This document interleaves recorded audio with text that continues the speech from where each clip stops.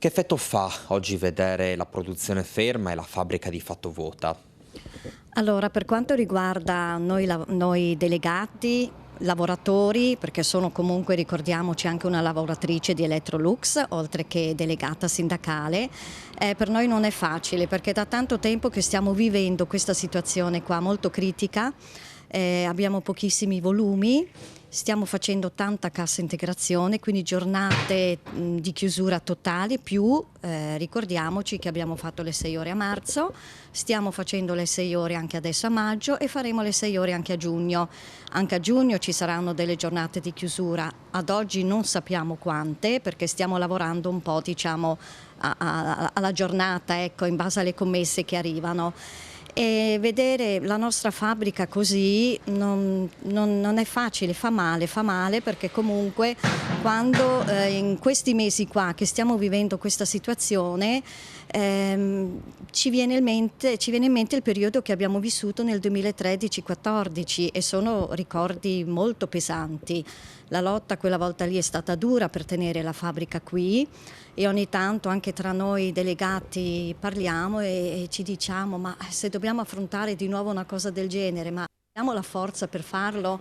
Avremo quella volta lì anche gli aiuti dalla regione, dal governo, perché anche queste domande ci facciamo, perché comunque da soli non si va da nessuna parte. Quindi i sentimenti in questo momento che noi abbiamo sono molteplici e devo essere onesta, insomma, fa male perché noi vorremmo tutti lavorare, anche fare qualche straordinario, non è che ci dispiace, però non so a cosa andremo incontro. Cominciamo ad essere veramente preoccupati. L'azienda per contro risponde qualcosa, chiederete un tavolo? Allora, l'azienda io credo che sia preoccupata quanto noi per il fatto che mentre quella volta lì era stato detto che per Porcia non c'era un piano industriale e quindi avrebbero chiuso Porcia. Questa volta qua invece il problema è totalmente diverso perché comunque non si vende. Il mercato è fermo, ma non è fermo solo per Porcia, comunque è tutto il comparto dell'elettrodomestico che sta vivendo un periodo di crisi molto importante e quindi ci vuole secondo me un tavolo a livello ministeriale, perché qua il problema è molto più ampio rispetto a, non tocca solo Porcia, tocca tutto il bianco dell'italiana, basta vedere cosa è successo a Whirlpool, noi qua cosa succederà per noi.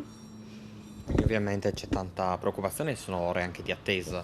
Certo c'è preoccupazione, noi abbiamo chiesto un approfondimento il 30 di maggio a Mestre, c'è già un coordinamento programmato però per parlare degli investimenti di Susegana. Quindi da un lato un po' ci tira sul pensiero il fatto che se Electrolux ancora vuole investire qui, diciamo che qualcosa di positivo c'è, dei segnali positivi ci sono, ma il fatto comunque di essere fermi perché non vendiamo ci preoccupa, quindi vedi ci sono questi, no? Questi momenti un po' difficili anche per noi. E allora abbiamo chiesto proprio in quella giornata lì, abbiamo fatto una lettera e abbiamo chiesto all'azienda di variare un po' l'ordine del giorno, quindi di non parlare solo di Susegana, ma di fare un approfondimento anche per noi qua a Porcia, quindi che previsioni a medio termine ovviamente, perché sappiamo che anche loro non credo siano in grado di fare previsioni per il futuro, però a medio termine che previsioni ci sono, se sanno qualcosa in più anche loro. Non si vende giustamente anche meno forza lavoro. Sì, certamente perché tu sai che tutti i nostri tempi determinati comunque sono usciti, perché il periodo Covid, diciamo, in qualche maniera ci ha aiutato.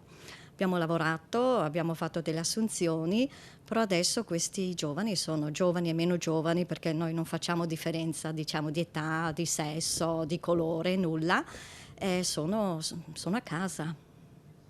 E marzo-aprile ci sono state anche delle uscite tra impiegati e operai, ovviamente uscite volontarie incentivate. Non tantissime, però qualcosa c'è stato. Ci sono anche coppie, magari marito e moglie, che lavorano nello stesso stabilimento. Immaginiamo il sentimento che provano anche loro in questo momento. Certo, infatti noi abbiamo marito e moglie, abbiamo monoredditi e quindi non è facile perché più giorni di cassa facciamo. Facciamo un esempio questo mese qua di maggio, siamo già 6 ore e in totale dovrebbero venire fuori 11-12 giorni di chiusura totale, oltre le 6 ore. Quindi capiamo benissimo che lo stipendio ovviamente è di parecchio decurtato e come dico sempre ci rimettiamo non solo a livello di stipendio, quello che vediamo subito, però ci rimettiamo a livello di maturazione, ferie, parti, FR, premi, tutto. E quindi non è semplice fare i conti con uno stipendio dimezzato.